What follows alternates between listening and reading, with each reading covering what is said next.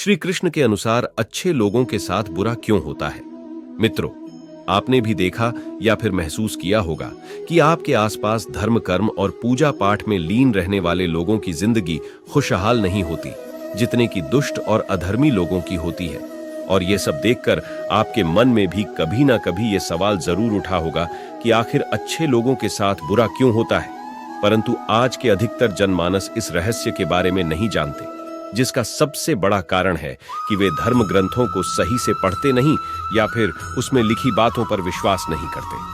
आज के इस वीडियो में हम आपको बताएंगे कि आखिर अच्छे लोगों के साथ हमेशा बुरा ही क्यों होता है, जिसका वर्णन भगवद गीता में भगवान कृष्ण ने विस्तार से किया है। तो चलिए बिना किसी देरी के आज की यह वीडियो शुरू करते हैं। नमस्कार मित्रों, स्वागत है आपका एक बार फिर से मितवा वॉइस में।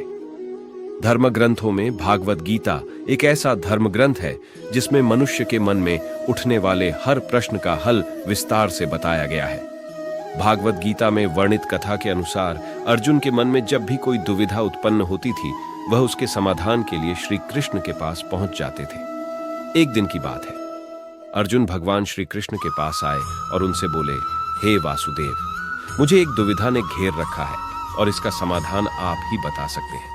तब श्री कृष्ण ने अर्जुन से कहा, हे धनंजय, अपने मन की दुविधा विस्तार से बताओ, तब मैं तुम्हें उसका हल बताऊंगा। तब अर्जुन बोले, हे नारायण, कृपया कर मुझे यह बताइए कि अच्छे लोगों के साथ हमेशा बुरा ही क्यों होता है, जबकि बुरे लोग हमेशा खुशहाल दिखते हैं। अर्जुन के मुख से ऐसी बातें सुनकर श्री कृष्ण मुस्कुराते हुए बोले, हे पाठ, मनुष्य जैसा देखता है या फिर महसूस करता है, वास्तव में वैसा कुछ नहीं होता, बल्कि अज्ञानतावश वह सच्चाई को समझ नहीं पाता। श्री कृष्ण की बातें सुनकर अर्जुन हैरान हो गए और बोले, हे नारायण, आप क्या कहना चाहते हैं? मेरी समझ में नहीं आया। तब श्री कृष्ण बोले, अब मैं तुम्हें एक कथा सुनाता हूं, जिसे जानने के बाद तुम समझ जाओगे कि हर एक प्राणी को उसके कर्म के हिसाब से ही फल मिलता है। अर्थात जो बुरा कर्म करता है उसे बुरा फल मिलता है, और जो अच्छा कर्म करता है उसे अच्छा फल मिलता है, क्योंकि अच्छे कर्म और बुरे कर्म तो मनुष्य पर निर्भर करता है। प्रकृति प्रत्येक को अपनी राह चुनने का मौका देती है। अब इसका फैसला करना कि वह किस राह पर चलना चाहता है, यह व्यक्ति विशेष की इच्छा पर निर्भर करता है। फिर कथा सुनाते हुए श्री कृष्ण बोले, बहुत समय पहले की बात है, एक नगर में दो पुरुष रहा करते थे।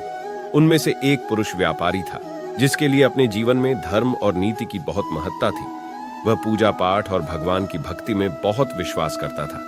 चाहे कुछ भी हो जाए, वह रोज मंदिर जाना नहीं भूलता, न ही दान धर्म के कार्य में किसी प्रकार की कमी रखता था। कुछ भी हो जाए, वह नित्य भगवान की पूजा अर्चना किया करता था।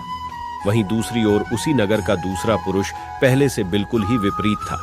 वह प्रतिदिन मंदिर तो जाया करता था, परंतु पूजा पाठ के उद्देश्य से नहीं, बल्कि मंदिर के बाहर से चप्पल और धन चुराने के लिए उसे दान, धर्म, न्याय, नीति किसी से कुछ लेना देना नहीं था।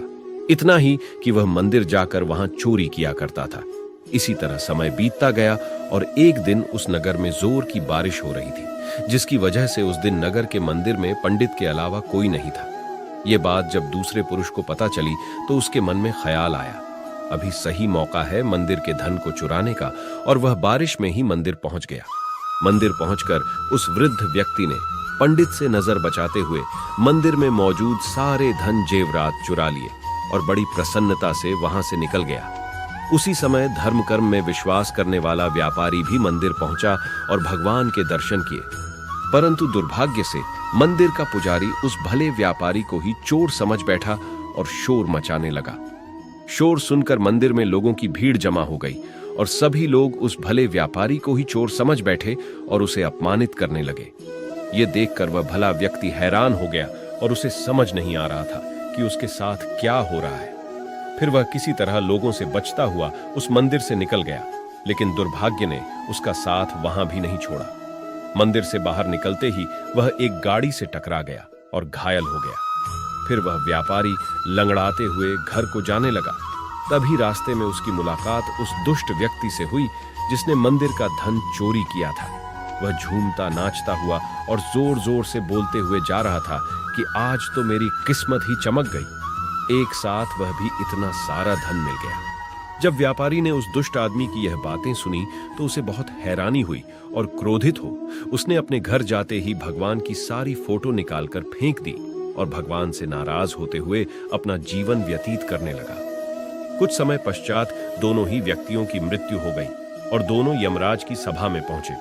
उस व्यापारी ने अपने बगल में उस दुष्ट व्यक्ति को खड़ा देख क्रोधित स्वर में यमराज से पूछ ही लिया कि मैं तो हमेशा अच्छे कर्म करता था, पूजा पाठ, धर्म में विश्वास रखता था, जिसके बदले मुझे जीवन भर सिर्फ अपमान और दर्द ही मिला, और इस अधर्म करने वाले पापी व्यक्ति को नोटों से भरी पोटली, आखिर क्यों? इस पर यमराज ने उस व्यापारी को बताया कि पुत्र, तुम गलत सोच रहे हो। जिस दिन तुम्हें गाड़ी से टक्कर लगी थी, वास्तव में उस दिन तुम्हारे जीवन का आखिरी दिन था, परंतु तुम्हारे किए गए अच्छे कर्मों के कारण ही तुम्हारी मृत्यु एक छोटी सी चोट में परिवर्तित हो गई। और इस दुष्ट व्यक्ति के बारे में जानना चाहते हो तो पुत्र, दरअसल इसके भाग्य में राजयोग था, जो कि इसके दुष्कर्म और अधर्म के कारण एक छोटे से धन की पोटली में परिवर्तित हो गया। श्री कृष्ण अर्जुन को यह कथा सुनाने के बाद कहते हैं, पार्थ, क्या तुम्हें तुम्हारे प्रश्न का उत्तर मिल गया? ऐसा सोचना कि भगवान लोगों के अच्छे कर्मों को नजरअंदाज कर रहे हैं, यह बिल्कुल भी सत्य नहीं है।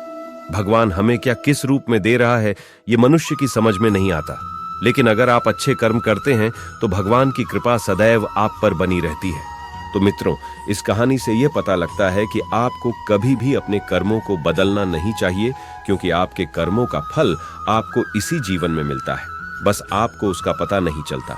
इसलिए मित्रों, मनुष्य को चाहिए कि वह हमेशा अपने जीवन में अच्छे कर्म करते रहें, क्योंकि श्री कृष्ण ने गीता में भी बताया है कि किसी के द्वारा किया गया कर्म बेकार नहीं जाता, भले ही कर्म अच्छा हो या फिर बुरा। तो मित्रों, आशा करता हूं कि आप भी आज से इस कथा का अनुसरण करेंगे। फिलहाल आज की यह कथा यहीं समाप्त होती है। अगर आपको हमारी ये कथा पसंद आई हो तो इसे ज्यादा से ज्यादा लाइक और शेयर करें। साथ ही अगर आप हमारे चैनल पर पहली बार वीडियो देख रहे हैं तो ऐसी ही पौराणिक और आध्यात्मिक कथाओं के लिए इसे अभी सब्सक्राइब कर लें और हमारी आज की वीडियो कैसी लगी हमें कमेंट करके जरूर बताएं।